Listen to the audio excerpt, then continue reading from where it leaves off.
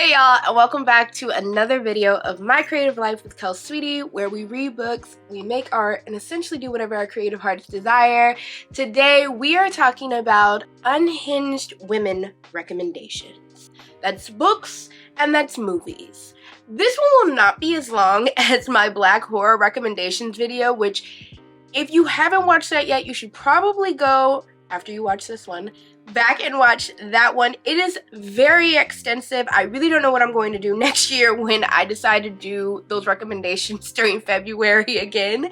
But today's will not be exactly that in-depth because I really didn't want to feature anything that I hadn't read or watched. So I will be pairing books and movies together, as well as having, of course, some political and political dialogue, of course, around my findings during my research.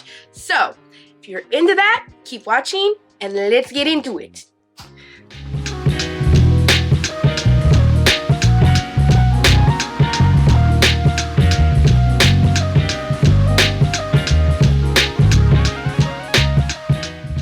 So, like I said, today's video is not in theory. I never plan to make hour-long videos, but today's video shouldn't be as long as my Black horror recommendations video was, as I said before. I really wanted to sit here and make recommendations that I could stand on because I had read the books and I'd watched the movies. Considering it is Women's History Month and I have been reading nothing but unhinged women all month. Let's get into my recommendations. After we get into my recommendations, I'm going to talk a little bit about my research and, of course, bring it back to what we always talk about on this channel, which is books and how they relate to us and social political conversation and commentary of it all. So let's get into that. My first recommendation is one that's a cult classic and one of my favorites, and it may be a little jarring for some people because I've learned that not a lot of people like this movie, which I'm just like, that's weird. And that's Jennifer's Body. I really felt like Jennifer's Body really just, it's unhinged women at its finest. And unhinged women, young women at its finest, eating men, succubus, just delightfulness. If you don't know what Jennifer's Body is, featuring Megan Fox and Amanda Seyfried, I'm pretty positive that's her name, then you should probably check it out. Apparently, it's a very polarizing movie. Either you absolutely are insanely in love with it, or you're like, this is the worst movie ever made. I don't know how anybody could watch this movie and think it was the worst movie ever made, but here we are. It's essentially Megan Fox. They're both high schoolers, and Megan Fox ends up getting sacrificed by a boy band. Wonderful beginning, right? And because she wasn't a virgin, the sacrifice didn't take, and she becomes possessed with a demon instead and kills boys. That's pretty much the consensus. Her best friend, which is Amanda Seyfried, I feel like that's her name. I'm going to keep on saying it like it's her name. And in the captions, I'll probably correct myself, or I'll say, you go girl, that was exactly the name.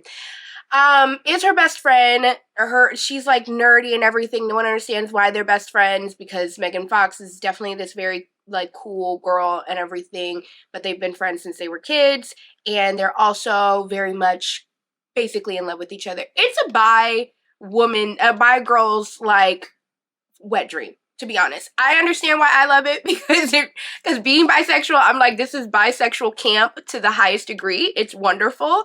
I think Carmen Mercado did an amazing essay in Came Out of the Closet, which read that book if you haven't, about Jennifer's Body, and it's why it's amazing for any bi woman, and how it talks so much about being bisexual in high school and what that experience is and everything.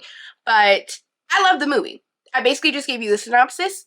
That synopsis should make you want to watch the movie. Up to you on whether or not you love it or you hate it. But my pairing to Jennifer's Body is My Best Friend's Exorcism by Grady Hendrix. Now, again, another polarizing author, as we've talked about in length on this channel. I love Grady Hendrix. I have yet to find a Grady Hendrix book that I didn't at least like. let alone absolutely love. And yes, I'm one of those people who absolutely loved How to Sell a Haunted House. I loved it. I was like, oh my god, it's talking about generational trauma. It's talking about generational secrets. It's talking. I know that people are all up in arms about Pumpkin and the cockaweeby situation. And yes, it's very cringy. And at some point, it starts to get a little scary, to be honest with you. For me, I was listening to the audiobook. Maybe those people need to listen to the audiobook because I was creeped out by Pumpkin. I would not want to run into Elmo in a dark alley after reading that book. So there you go. But My Best Friend's Exorcism, if you've not heard about it, almost every booktuber has talked about this book, mainly because of the amazing cover that looks like an 80s VHS. It's the reason why I bought it. I'm not gonna lie, we all know that I love a good book cover. But the premise of the story is it takes place in the 80s amongst a group of high school girlfriends. And one of them essentially also gets taken, is also part of some sort of ritual, becomes possessed by a demon. That's essentially the plot. This is why these two books go together very well. Now, while My Best Friend's Exorcism, I don't think necessarily talks too much in depth about being bisexual, where Jennifer's Body is an obvious, because there's a whole scene about it. I still feel like the main character might have been experiencing some feelings of sexuality towards her best friend, who she's trying to save from this demon and won't let go of her. The main concept of it is the idea that like female friendships are sometimes even stronger than that of like romantic relationships because of this like mentality of just sticking together, especially at that age where you feel like the entire world is against you. And I thought that Grady Hendrix did that perfectly. I think that he did it really well, especially considering he's never been a young woman. So I was just like, wow, can't believe you actually kind of summed that up really well. There's a lot of body horror. I will never be able to think of tapeworms the same again. If you know, you know. But I do think both of these books go together very well. I also feel like they both are like time period pieces. And although a lot of people may be like, yo, Jennifer's Body is not a time period piece. It doesn't take place in the 80s or the 90s. Well, as your fellow millennial who's turning 29 this year, it is the embodiment of the early 2000s. The boy band with the skinny jeans and the skinny ties, and looks like they just got their whole fit from Hot Topic with the eyeliner, but they're still like pretty boys. That's all 2000s. The infamous like heart hoodie that Jennifer like wears, the slang that is told. We are now living in a period piece, y'all. Our childhood, our high school years and stuff, they are now period pieces. The early 2000s are now considered a period piece, and that hurts me to say that. So if you're into period pieces, both are different periods, but they both are that. They both experience women being unhinged, women trying to save their best friend who is completely unhinged and possessed, and young women in high school. So I highly recommend those two. Those are my first two pairings. Let's move on. My next one are a little bit of a stretch, not gonna lie, but stay with me here because I will talk through it. The first one is the movie, is Happy Death Day. Now, Happy Death Day is a Blumhouse film, a little bit more of, it's a comedy horror and everything. Essentially, it's Groundhog Day. It's the whole concept of Groundhog Day. Tree, it's her birthday. She ends up being killed by this mass killer. She wakes up in her bed, and the loop starts all over again, and she continues to get killed again and again and again, restarting the day over, until she tries to and find her killer and figure out why everything's happening to her. She's slowly going insane, of course, as all of this is going on, and there's many decisions that she has to make as this master of her own making / final girl type of thing is going on throughout the entire movie. But there's like this cruelty and humor in all of it. Like trigger warning, there are many scenes where she kills herself, of course, in order to restart the day and everything. And there are moments that get a little bit graphic and all of that. But it also, like, you're laughing at it the entire time. It feels like a teen type of horror movie that's kind of smarter than just a slasher film.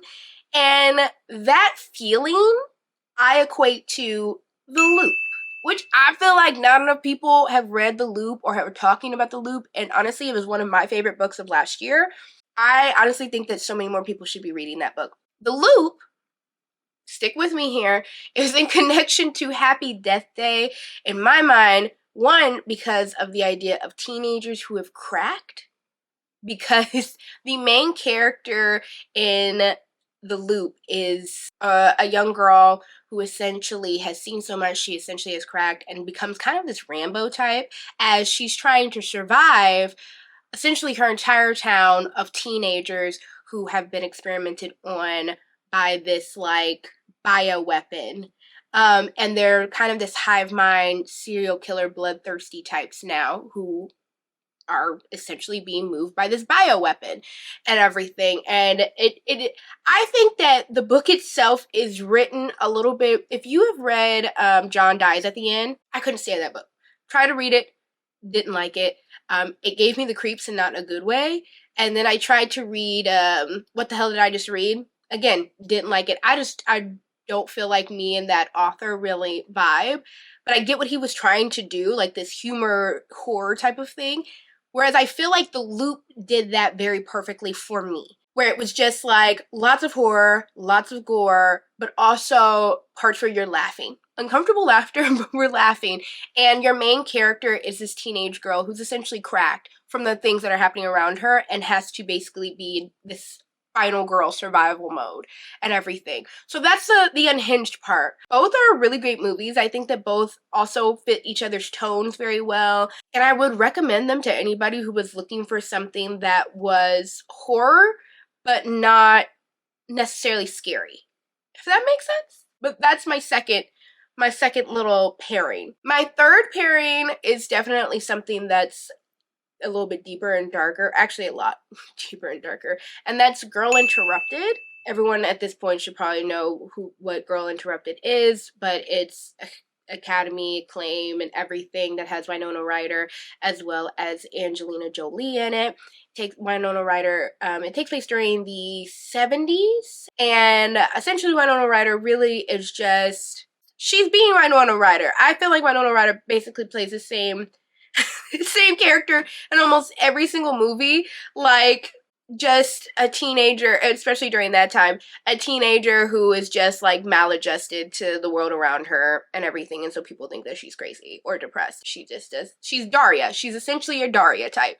And of course, during that time and having the affluent family that she has, they're just like, well, we don't like this.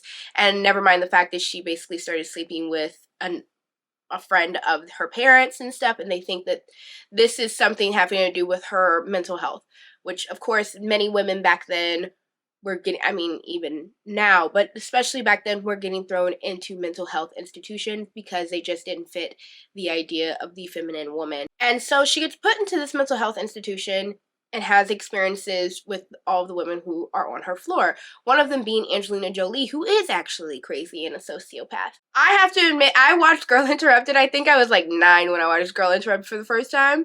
And Angelina Jolie's character scared the mess out of me, but in the most addicting way. Like, the scene, I could never hear "It's the End of the World" ever again because of Brittany Murphy's performance and what happened to her during that scene. Like, absolutely scary. But that's me. Psychological terrors are just it.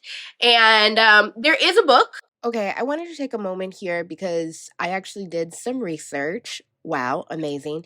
And I realized that not only is there an actual book based on Girl Interrupted, but the movie's actually a memoir. It is based on the 1993 memoir by Susanna Kaysen, and this is about her real life experience of being put into a mental institution during the 60s because of her. Yes, her mental health was bad, but not to be put into an insane asylum, of course, as we have talked about in a little bit of length here. But I wanted to take a moment to just respect the fact that this is not just a movie made out of just pure entertainment, but was somebody's actual story. So I just wanted to take a moment to show a little bit of respect there. But regardless of the movie, I think that a good book to read in association to the movie is The Push. This was also one of my favorite books of last year, and it has to do with a mother who's pretty certain that her daughter is a sociopath.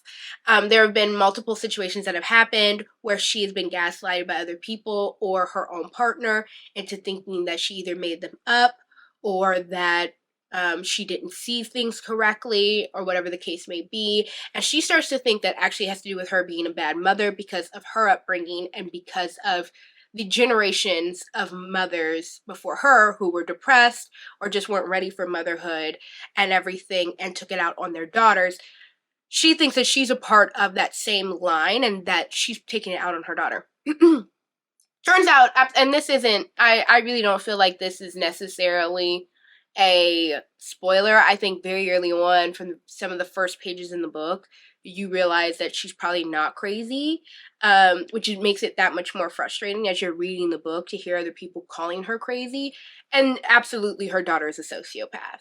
So that's kind of why I felt like these two would be a good match. One, it has to do with mothers and daughters and the idea of femininity and motherhood, but also dealing with a young woman who is a sociopath. Both at different times in their lives, but absolutely sociopathic. And I just feel like they both had the same tone, both are unsettling, but not necessarily in what happens, but just the life that's lived. Like sometimes the scariest thing is just life, just happening. And I definitely feel that in the movie and in this book, they got that down very well. Like that's the unsettling thing. So that's my next pairing. Okay, the next pairing that I have is a favorite of many and probably is still one of the scariest films I've probably ever seen in my life, being completely honest. And some of y'all are probably gonna go, wow, you're maybe a chicken. But I don't care. I am a chicken. Y'all know that I am not a huge like slasher, gore, extreme, splatterpunk horror type. My horror is like very close to a thriller. Like I just want a little bit of gore. That movie is Hereditary. I have not seen Midsummer because Hereditary freaked me out so much. I thought I got big in the britches. And I thought, one of my friends who is very much into horror, it's very hard to scare her, she said, I'd watch Hereditary because that was so scary. And I went, I bet I could watch Hereditary. It seems like a smart, scary movie, which it is. It is, and I think that actually scared me even more. There were just so many, I don't know. When I had asked her, like, what makes it scary, she was just like, I can't really explain to you what makes it scary. And I completely understand why you can't explain why Hereditary is scary. There is something unsettling. There are scary things that happen. There's gore that happens, of course. But it's how it's shot. It's how it, like, creeps into your brain. It's scary like how the book House of Leaves is scary. It just feels like it gets into your soul or your brain or something. And it's doing some weird stuff. Hereditary, if you've not heard what it's about, how do I do this where I don't ruin it? Because the last 15 minutes are the scariest because I feel like there's so much happening so fast that your brain can't react to, or it's reacting to it just automatically. Hereditary is essentially this story of a family dealing with a curse that has been brought upon them by their matriarch of that family, the grandmother, the mother of the family. And for a god of a cult that she is a part of, or was a part of, and an offering that she made on behalf of the family that the family knows nothing about. A lot. God, this is hard. Basically, that's it.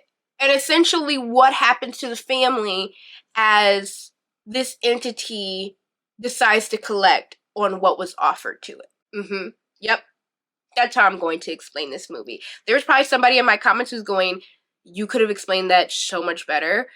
I'm sorry, but that's the best that I can do right now, trying to replay what happened in my mind. Because I watched it once. I said, okay, that's it. I'm not watching this again. And I know that I probably missed a lot because of the way that Ari Aster, like, shot the film. There are dark places everywhere, and you're missing so much. But that your brain is also taking subconsciously. I don't know. It's beautiful film work. I do not say all these things without stating like how beautiful of a film it actually is, like just artistically speaking. But fear factor, 110 for me because of the way it was shot. It definitely is a smart person scary film. And I've not watched Midsummer because Ari Aster's freaked me out so much with Hereditary. But all that being said, I feel like a perfect book to pair with Hereditary is the book The Plot. I feel like a lot of people have not read The Plot, or maybe I'm just late to Bookstagram and Booktube, and y'all were all talking about it when it first came out. But I read The Plot, God, I think 2 years ago now, and it really, I mean, it's still top 5 in like books of all time for me. Because the way that it was written, again, it's kind of like very similar to Ari Aster's like directing style, where it's like, look at this hand while this hand's doing this type of thing, if that makes sense, where it's just like there's things happening but you're not paying attention to these things because this thing's in front of you, like a magician's trick shot type of thing. I feel like The Plot really does that. And I also feel like the plot of the book doesn't describe the real plot of the book, and I love that. And I know that I just talked in a circle, but I swear I cannot explain to you why I love this book without ruining this book for y'all, because I have never gasped at a book's twist before. I still haven't. I've still not gasped like I did when I read The Plot and I found out the twist. I absolutely like didn't see it coming at all. And I've talked to other people and they said, yeah, I didn't see it coming either. And the thing that I loved is that it didn't, I feel like sometimes in thrillers, they sometimes sit there and they go, here's this twist ending, but you would have never figured it out because we would have never given you enough pieces to figure it out. The Plot doesn't do that. It gives you plenty of pieces for you to kind of put the things together, but because of it's playing you by like giving you other information while you're sitting here trying to figure these things out, that you don't pay attention to the clues that they've left you throughout the entire book. It's a smart thriller. It's a smart, twisty thriller. It doesn't try and give you a fake shot. I'm going to give you what the plot's actual plot is, because I don't want to ruin it. Once a promising young novelist, Jake is teaching in a third-rate MFA program and struggling to maintain his self-respect. When Evan, Jake's most arrogant student, announces that his own book in progress is a sure thing, Jake dismisses the boast as an amateur narcissism. Then he hears the plot. Evan dies suddenly without ever completing his book. Jake does what any writer would do with a story that brilliant. Soon he is wealthy and read all over the world. But at the height of his glorious new life, an email arrives, the first salvo in a terrifying anonymous campaign. You are a thief, it says. As Jake struggles to understand his antagonist and hide the truth from everyone else, he begins to learn about his late student, and what he discovers both amazes and terrifies him. Where did Evan get the idea for his novel? What is the real story behind it? And who stole it from who? That is the plot of The Plot. Now, here's the thing. That definitely happens in the book. That definitely is a majority of the book. The underlying plot is where the connection's made between Hereditary and this book. I can't give you more than that unless I ruin it for you. But I will say the theme of this pairing is evil women and the men who pay for it. That's all I can say. That is all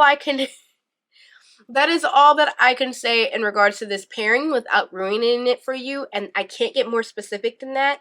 You really truly have to just like watch the movie and then read the book. One, my main thing with this pairing is the writing style, and I feel like the directing style are both they go hand in hand. Just again, very much like smart people horror. Smart people thriller, where it's just kind of like, hey, this is happening, but this is really happening type of thing. And I think that both of them fit that way. I think the characters who are the actual main characters both fit as people, and that's all I can give you. That's all I can give you. I know that that's not the best way to describe this, but I really feel like that's the best thing I can give you. If you've read The Plot, I feel like you know exactly what I'm talking about. I maybe need a little bit of validation in the comments. Like, yes, I get what you're saying. I get how you're seeing, like, these two women who are the meat of these two things go together. But if you haven't, just read the book. I swear, I recommend it to absolutely everybody because it's just that amazing. So next is a little bit of an intermission from my books and movies pairings, and really just a quick second to appreciate unhinged women in books that were remade into movies that were just as good as the books in my opinion. One of those is Gone Girl. I feel like Gone Girl is if you look up unhinged woman movies, Gone Girl is probably going to be one of the first on that list and everything. But most people have never read the actual book, which there is a book of it and everything. I still need to read the book, but I have watched the movie many times and I love the movie. Just an amazing performance, which is probably why God, I can't think of the actor's name right now. I'll put it down here, but that's why she was also amazing in the Netflix movies I Care a Lot, where she also played completely unhinged. I personally think that she may be heartless in real life. She just plays those roles really well. Like, she's just really great at them. So Gone Girl is one of my first ones.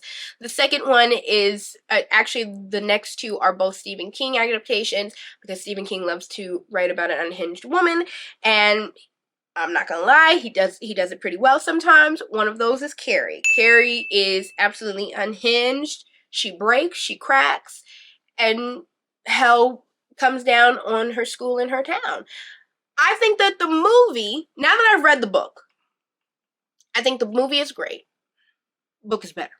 In the book, she's way more unhinged. You get way more in the sense of what happens during the scene where she finally cracks. And she's like Godzilla to that town. It's amazing. And I feel like in the movie, you just don't get as much.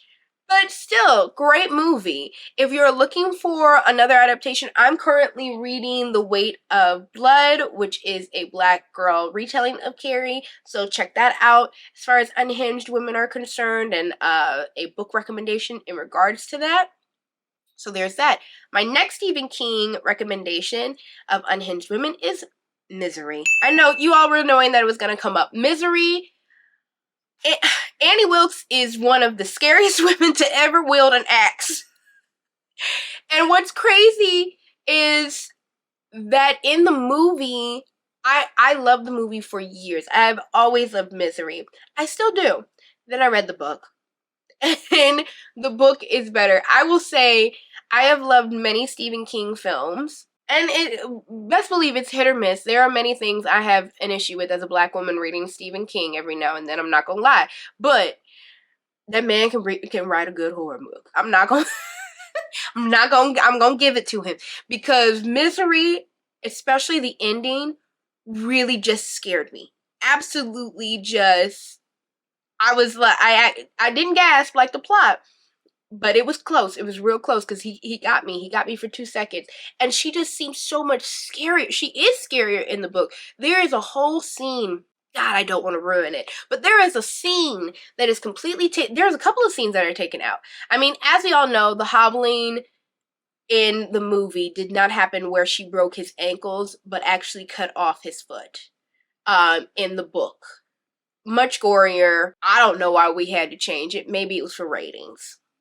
I couldn't tell you, but there are many things in the book that really just makes Annie completely unhinged, completely the scariest person you've ever met in life. I really was reading that book every day. I blew through that book because of just how amazing of a read it was and how unhinged she was. So definitely go check out the movie, but I really, really recommend anybody who's ever like, what Stephen King book should I start with? I know a lot of people like to say like The Shining or Carrie because they're classics, or even Salem's Lot and everything. I absolutely recommend every single time Misery. One, because it's a doable book. Sometimes Stephen King gets a little lengthy. He gets a little lengthy, I'm not gonna lie. Y'all already know that. It is like, what, 700 pages? Which I've not read it. I probably will never read it just because I know what the ending in the book is. And I can't see any I can't see any world where I could agree with what that ending is, or be happy with it. Misery is absolutely amazing. I tell everybody, I'm like, that's your gateway drug into any sort of Stephen King. It's just written so well. That's the end of that intermission. Okay, the next one is The Babadook. The Babadook, I watched The Babadook some time back because I was like, let me watch movies that are the scariest movies ever. And I kept on seeing Babadook. The Babadook is so scary. The Babadook is so amazingly scary. I watched it. Here's the thing. It's another movie where it's as scary as your mind will make it because it's a smart person scary movie. There's not a lot of like gore or like a slasher type of thing. It's just unsettling, like really, really unsettling a movie. And the entire film, you're kind of going, when is it gonna happen? And when it does happen, there's like, you're kind of sitting there like, what is happening? And it takes you some time and some like really looking at what's happening and hearing what's happening to realize what's actually happening. In the Babadook is a monster from a children's book. A widow who has lost her husband. He had died in a car crash while taking her to the hospital while she was in labor with their child, who's 6 years old. She starts realizing her 6-year-old son starts acting strange, and she's still dealing with her own grief. He's starting to make like these weapons and stuff, and he's speaking of this entity that's in the house and everything, and there's strange things that keep on happening everywhere. And like her life is being put at risk as well as her son's. And there's this children's book that her son has one day that's called The Babadook, and it just shows up in their house one day. You're kind of just confused the entire time of what's happening. Now, here's the thing, and I'm going to tell you this because I feel like a lot of people miss this portion of it, and they don't realize how great the film kind of is when you realize this. This children's book shows up out of nowhere. You're sitting here wondering, like, okay, did the Babadook bring it in the house? Is this Babadook like an actual entity? But there's like this thing where you're just like, okay, is it real? Is it a ghost? And everything.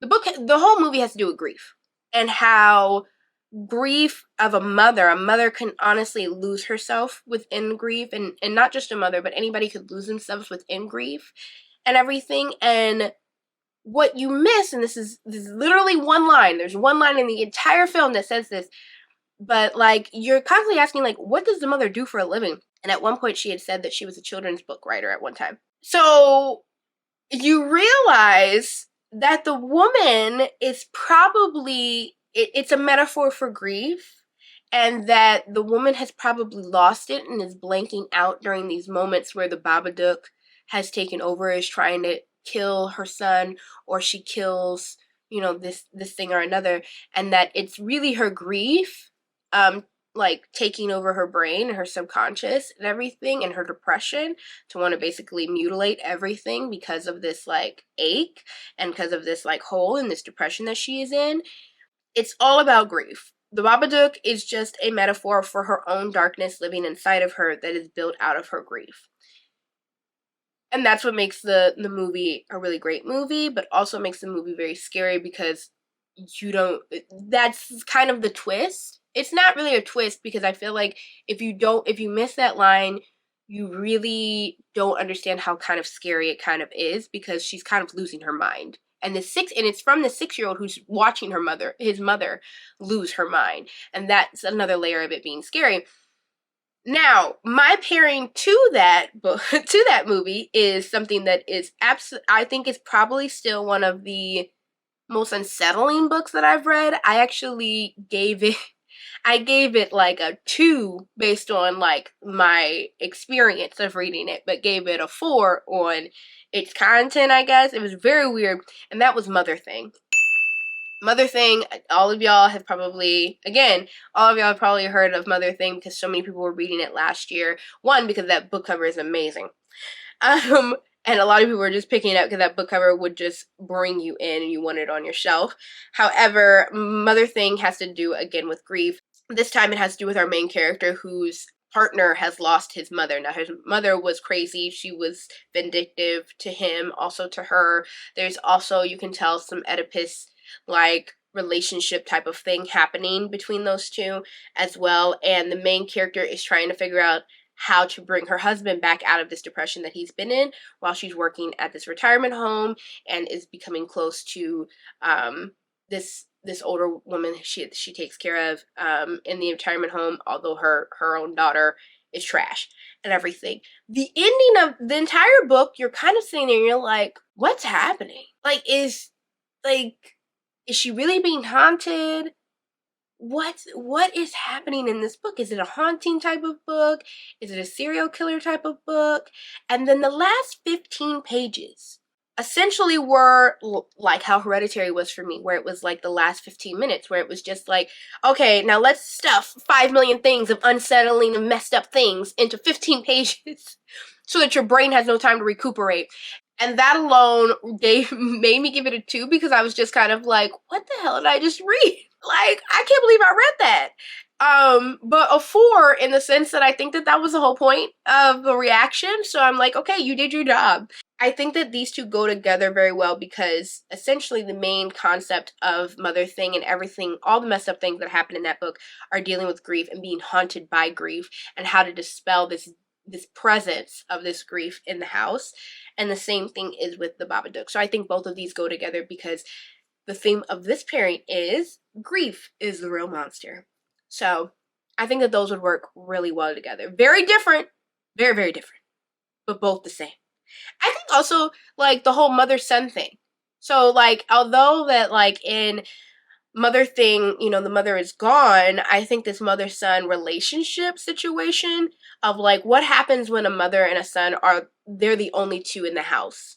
And what relationship is kind of created there. Because the same thing happens in the Babadook where the 6-year-old becomes this man of the house type of situation in order to take care of his mother as well. There's situations of that. So I think that that's another layer of it. Okay, next is a little bit of a Mona Awad breakdown because Mona Awad loves to write about unhinged women and girls. And so first, our movie is Heathers.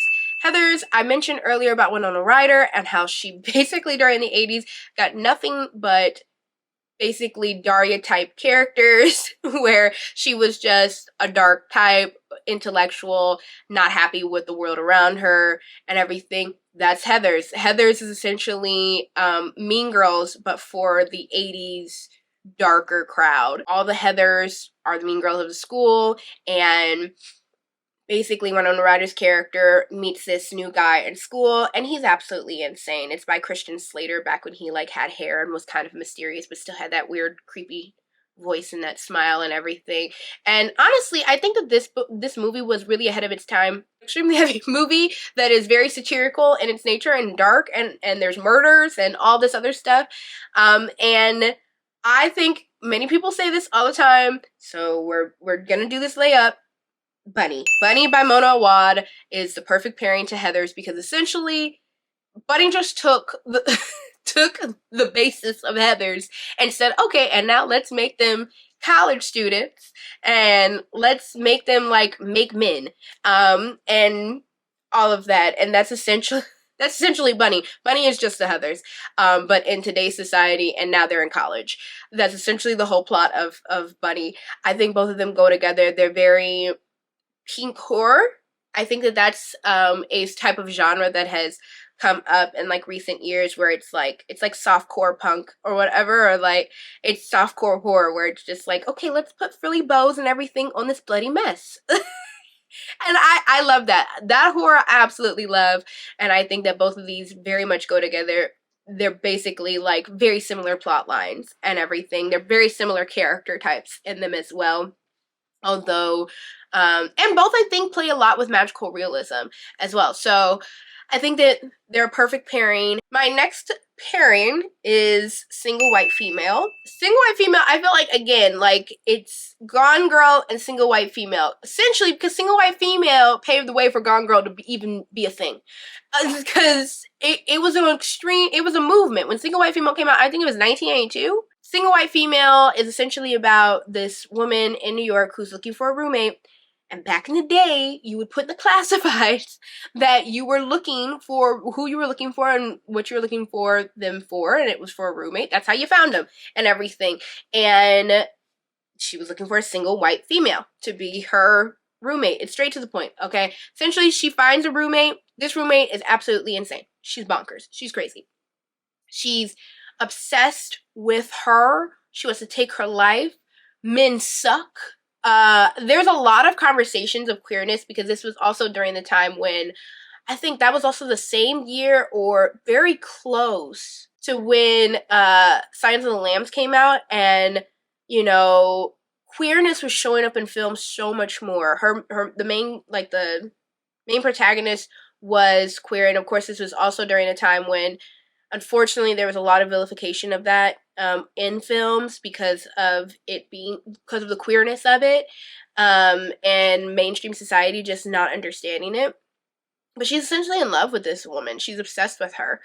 She's not a fan of men either, and everything. And I felt like the vibes of Single White Female really fit the vibes of A Certain Hunger. While the main character is not eating men, she's 2 seconds away from it.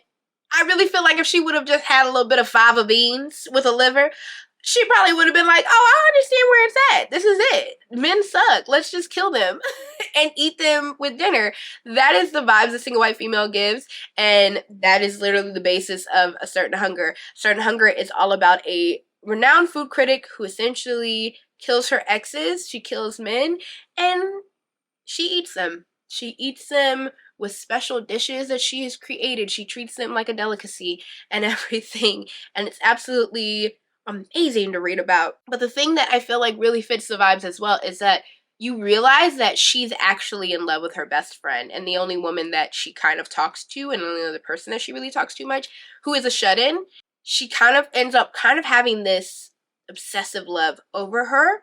It plays in the background of all of this that's happening as far as the cannibalism and and everything, but especially near the end of the book, you see that more and more, that she's basically in love with her best friend in this book. And I feel like the vibes are the same. Single White Female and A Certain Hunger. Also, it's Single White Female. I think that, like, in A Certain Hunger, I think they're probably around the same age too. It's the same thing. Both of these things are the same font of a woman. So I feel like both of these would go together very well, although Certain Hunger is far more, like, I feel like it takes it a step further. I feel like these women are really just, they're playing in the same space. You know, I'm obsessed with my best friend. Men suck. So that's my next pairing. My last pairing, and then we will kind of get into a little bit of the outro and my thoughts around my research based off of some of the things that you've kind of maybe noticed so far in these recommendations, is Ingrid Goes West.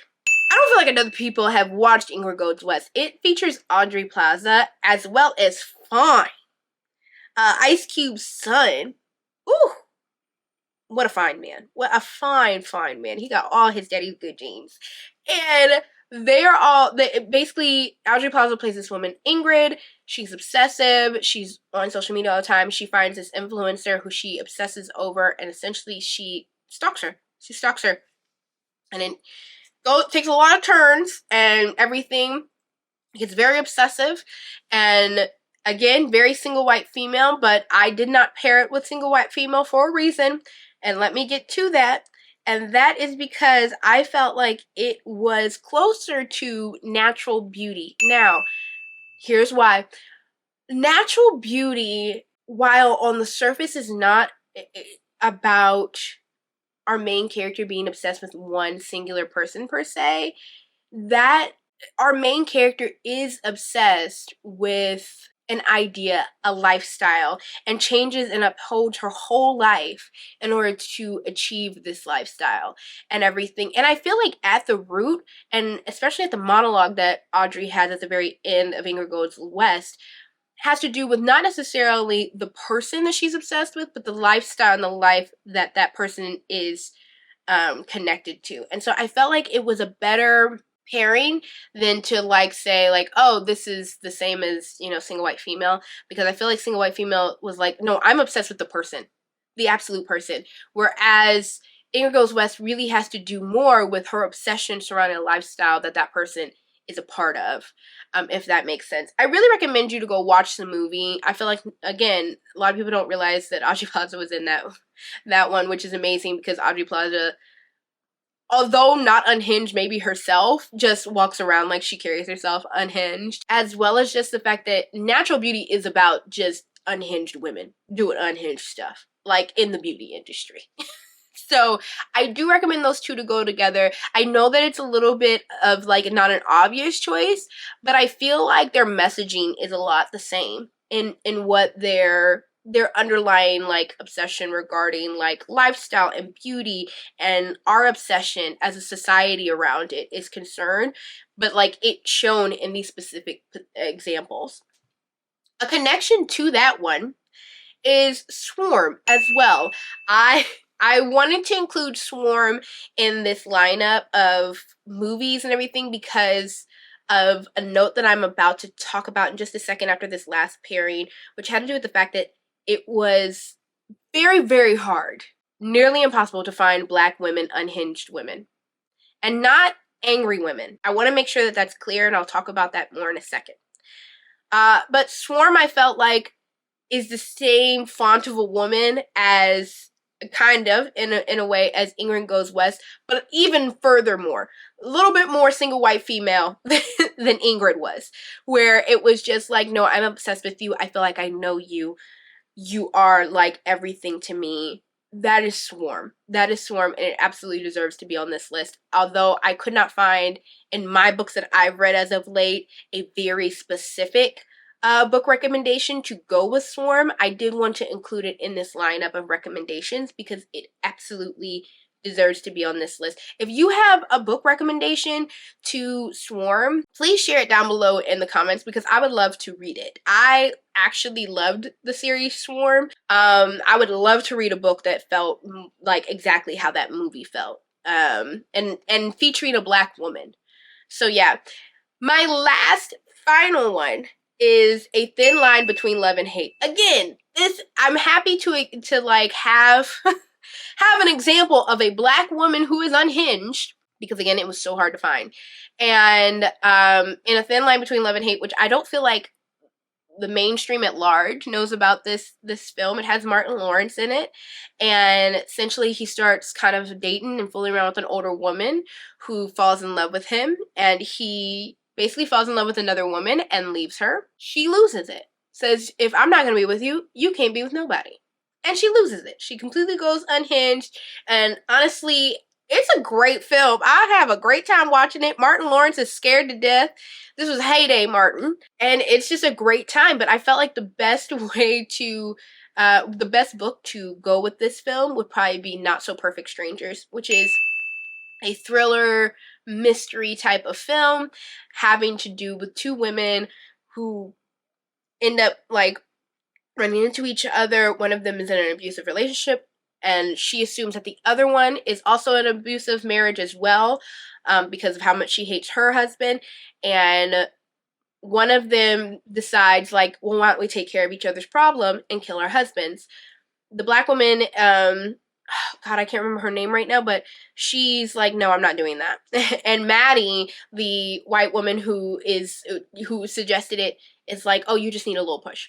And so ensues all of this that happens. I feel like it's a good pairing to A Thin Line Between Love and Hate, mainly because, not necessarily because of what these men do, but because Maddie, the wife in Not So Perfect Strangers, and the main character in A Thin Line Between Love and Hate both decide that the way to deal with a man not being in love with them or not loving them correctly is killing them. And so I feel like both are light enough and a bit of a thriller enough to be paired together. And I think that that would be an interesting little weekend of content for you to watch. So yeah, that's my list. I know that some of these kind of fit together better than others or seem more obvious than others. But again, as y'all probably learned with some of my other recommendations, both here and on my Instagram, I am very much about the vibes. Does this book give me the same vibes as this movie and everything? And sometimes that's where the connections lie for me, not just in the obvious choices. That's kind of why I go if you like, then read, because sometimes it's a vibe that you like about a movie rather than just the actual plot. So I really hope if you've not read any of these books, give them a try. All of these are favorites of mine, and or Mother Thing is kind of, I respect it. I don't call it a favorite, but I absolutely respect it. All of the movies, though, are absolutely favorites of mine. I love every single one of these movies and films. But I do want to talk just a little bit before I get off about the research that went into today's video and these recommendations. And that thing is the fact that if you noticed, almost all of these recommendations, both movie and book, were nearly all white women. Until I basically got to the end, and I think Ingrid Goes West, Audrey Plaza is Latina, although she's white passing, she is Latina. And then we had Swarm, and we had A Thin Line Between Love and Hate. That was it. The rest of all of these are white women. All of the books, except for The Loop features a Latina woman, a Latina young woman. And Natural Beauty, she's Asian. Not So Perfect Strangers does feature a black character, but she's not even the unhinged one in the book. So I kind of want to talk just quickly about that experience. I think that I've mentioned this before on the channel when I talked about black horror and the discussion of black horror and why it's so important a genre to exist, or just black people writing about horror and black people being featured in horror to exist. And this is in the same vein. Reading about black unhinged women is important. And I know that it sounds, on the surface, counterintuitive, especially when we're constantly, as black people, fighting the stereotype and assumption that we as people are in a monolith of those who are unhinged or angry or evil or whatever stereotypes that are put out there in the media about us. However, there's also a conversation to be had about also being a group of people that are not a monolith and are also full of different emotions and character types. Just because we don't always want to be portrayed as evil does not mean that there are not evil black people. Just because we don't want to be portrayed as or just constantly stereotyped as being unhinged does not mean there aren't unhinged women, and we don't want to read about unhinged black women or watch unhinged black women. Because there's a reason why any of these movies are even out there in the first place. People like to read and write about unhinged women. So why is it that we don't have any options for black women wanting to read about ourselves being unhinged? I have in my bios across all of my social media, where are the black girls reading horror thrillers, unhinged, sad girl lit? And I say that in all of my bios because I know I'm not special. Just because I like reading it doesn't mean that I'm the one in 5 billion people in the world who want to read about black unhinged women. And the fact that we don't have those options out of one, I don't know if it's fear on the publisher's part, of being canceled by folks who are just well, where are the black caring women? Which we do need to have. I think that it's this all or nothing mentality where it's just we don't have kind women out there, which we do. We have content of kind black women.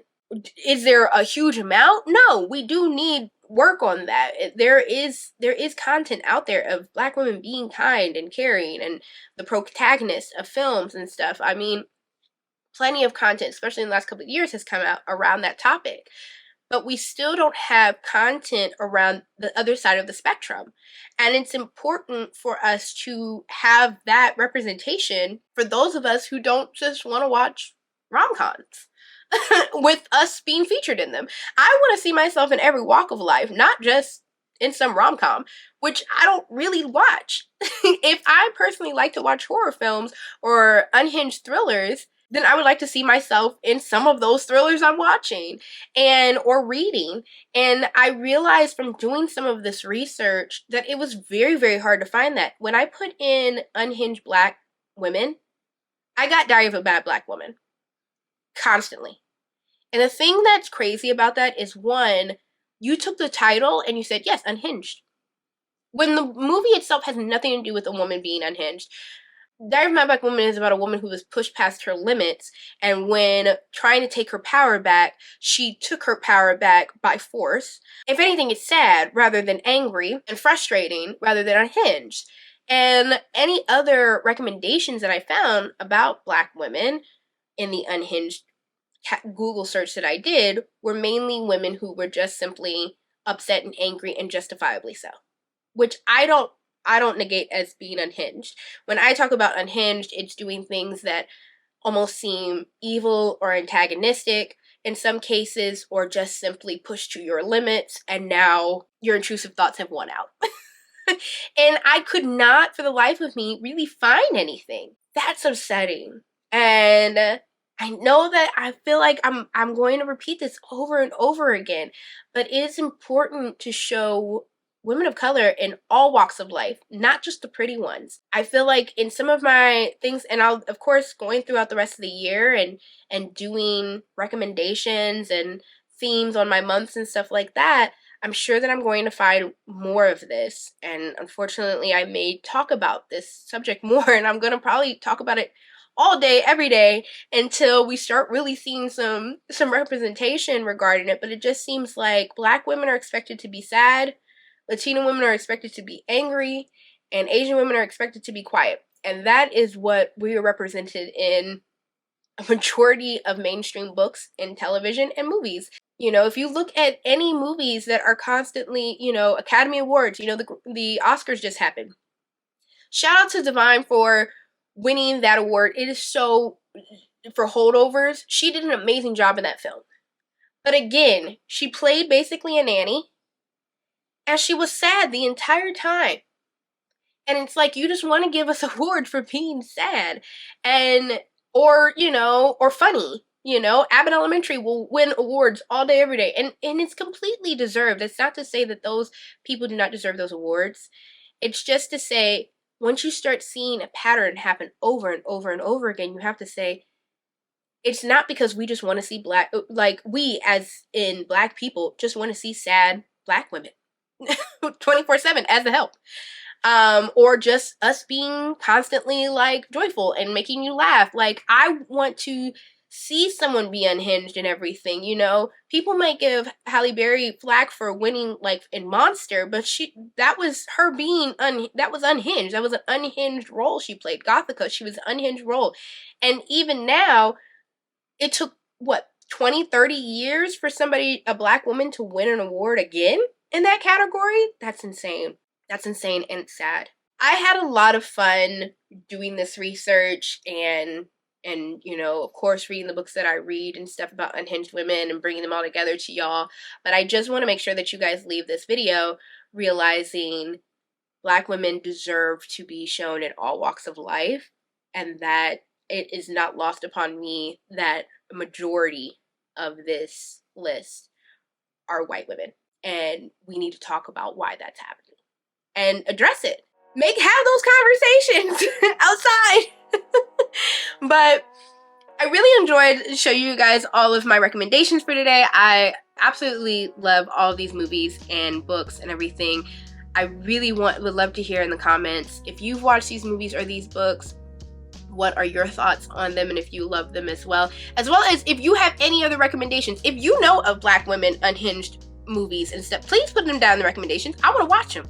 I want to watch them. I want to read them. All of it. Please put it down in the recommendations. I absolutely would love it. But until the next one, I will see y'all in the next video. Please subscribe if you haven't, and give me a like if you like the video. And I will talk to y'all later. Okay, guys. Bye.